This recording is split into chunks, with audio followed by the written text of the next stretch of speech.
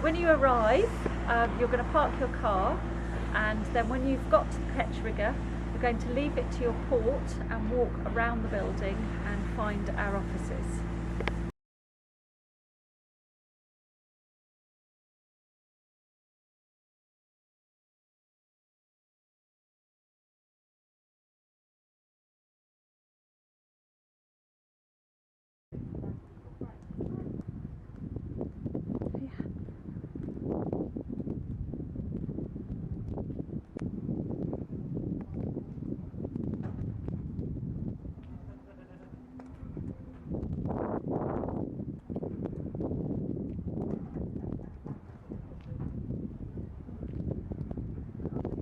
So welcome to our new look office. When you come in, your boat paperwork will be all here, so pick up the one for your boat, and then it'll have all the details inside. The office staff will still be here to help you through with anything. Your new look boat pack. So you're going to, having picked up your boat, it's going to have details of where the boat is located, the marina gate code and the marina Wi-Fi code. There's going to be some details about the yacht here, along with what we would want you to do at the end of your charter.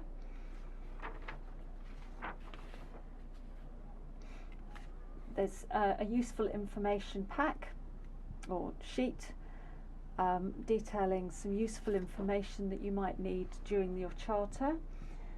One of the really key things is our office hours number and the out of hours number, and also sea starts number. Then you've got the actual details of the boat and your handover paperwork. So when you go down to the boat, you just need to make a note of any scuffs or scratches that you can see on the outside of the yacht, and any notes that you have to do with the inside of the yacht, just mark on here. Once you're happy with that, a little signature. Run through the inventory on the boat. The red items are your safety stuff. Once you've been through this, and it does go on to 2 pages, ring the office and our fleet team will come down and talk you through from the pontoon anything else that you need to know. On the return of the charter, make sure that you're here an hour, 90 minutes to an hour before you're due to exit the yacht. There's some reminders in here about how we like the boat left. Let us know if you have refueled. In the joining instructions, there's some details about the new requirements for refueling at MDL, so please do make sure that you follow those. Let us know if you've used the dinghy or if you've changed the gas, and then let us know if you've got any losses, breakages, damages or defects on your yacht. Just pop those in there. We do like to know about any defects so that we can make sure that we can fix them. And then once you're happy with that, a little signature. So when you're coming up to the office, you will we'll also work through all of your paperwork with regard to your security deposit and any additional paperwork that we've asked you to bring. If you need any optional extras, please, we do ask that you've ordered these in advance to make sure that we have them ready for you. Otherwise, and paid for in advance. Otherwise, we can sort those out while you're in the office and make sure that you've got everything and all the paperwork's taken care of. Okay, so when you finish with Alex in the office, done your paperwork, when you come down to the boat, go on the boat and go to the red Bible first, which will be on the chart table, and make sure you go through all of the inventory to check that everything is there, paying special attention to what's written in red, because that is your safety equipment. Once you're happy with everything, then you can give the office a call and one of us will come down for you to sign the paperwork and to answer any of your questions, or anything you cannot find that's on the inventory we will find for you. So if you've got any questions, then we can answer all your questions and also give you tips on the best way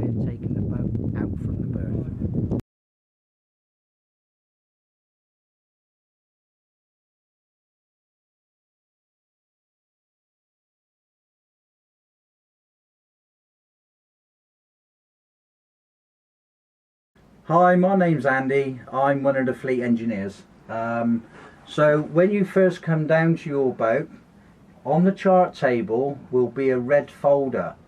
This is what I call the boat Bible. In the folder will be all the information about the boat and all the certificates needed on the boat for charter.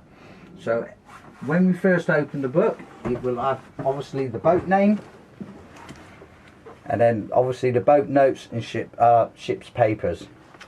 On the next page will be the yacht specification, which gives you the yacht name, type of boat it is, year of build, the lengths, drafts, beams, also call signs, MMSI number, sail number, and also importantly the diesel capacity and water capacity, especially if you're doing any long passages. On the next page we have 2 pages which is telling you where all the equipment is you need to know on the boat, as in batteries, engine, how to start, stop, where the shut-off valves are, obviously where the emergency tiller, life raft, how to use the water tanks, the anchor windlass, and also the mainsail, how many reefs it's got, storm jib, and the helm. So all the information about the boat is on these 2 pages.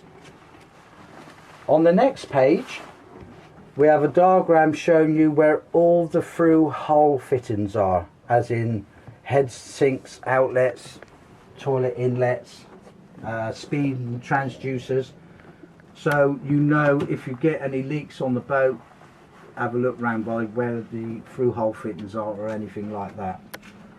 On the next page, which is an important one, is one again showing you where all the safety equipment is on board and where it's stowed.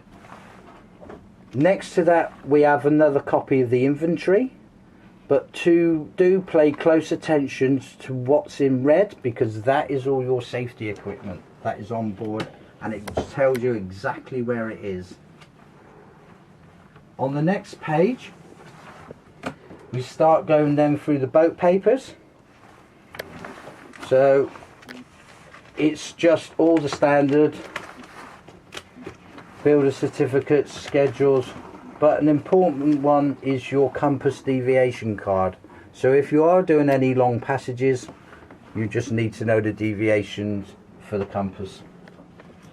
Apart from that, it is just all the certificates for all the safety equipment, and shows you that they're all in date and they've all been tested. Welcome to Abraxas. So when you first come down to Abraxas, the batteries will already be switched on, but as you can see at the moment all these batteries are switched off. Well, they're in the horizontal position, so obviously to turn the batteries on we just put all 3 in the vertical position. Now all the batteries are on. With the electric windlass we have the breaker under there, so if you snag anything and it trips the breaker, that will drop down to there, and it's just a case of switching it back on. In the event of engine start battery going flat, you have a cross connection, so you have a link switch which is located down here on the port side of the companionway.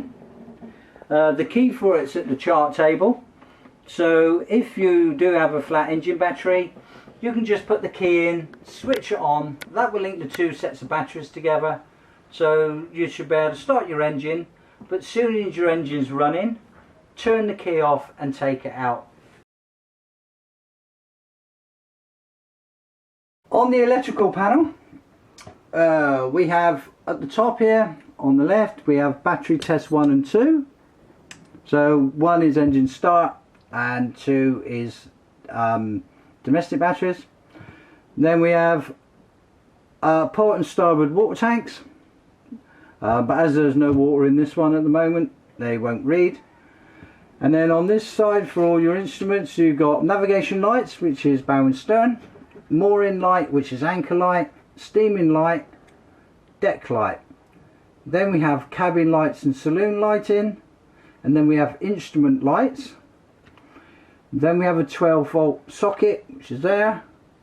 Over this side we got water pump, bilge pump, freezer, shower drain, main navigation, VHF and hi-fi, fridge, and tricolour light. Now we have two fridges in the boat. One is a fridge in the starboard aft cabin, and then over at the galley we do have a fridge which can be a freezer. The controls for this is in the cupboard under the galley sink to the left, and you can turn the dial two ways. You can turn it so it acts as a fridge, or turn it the other way to get it cooler, it will act as a freezer.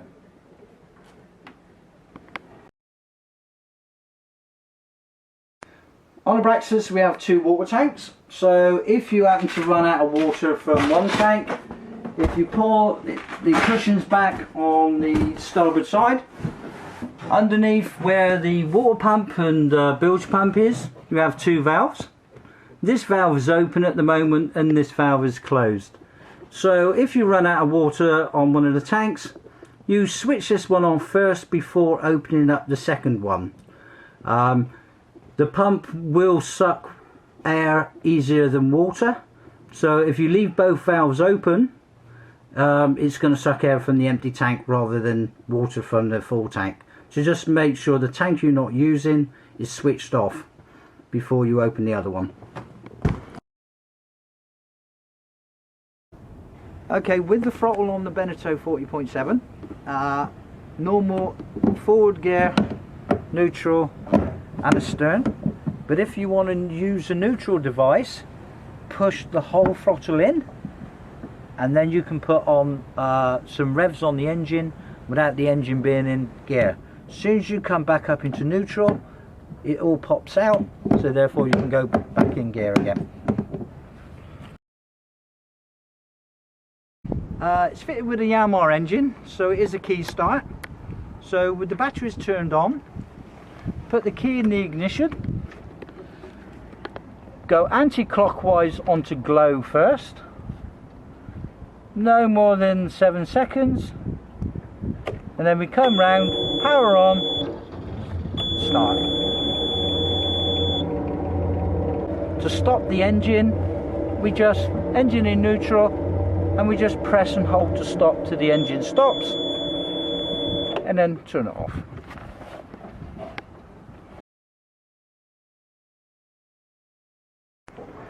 Abraxas have a slab main, so it has two reefs. They are standard reefs, so therefore you need to go up to the gooseneck and hook onto the ram's horns and then pull in on the clew lines. The Genoa is a standard Genoa on a furling system, so please, when you're furling the Genoa in, please do not put it onto a winch. If you have problems with the furling system and you cannot pull it in by hand, then there must be a problem. If you can't see what the problem is, drop the Genoa onto the deck, give us a call and we will sort it out or talk to you through it on the phone. Please do not try and winch the Genoa in on a winch, because you could cause more damage.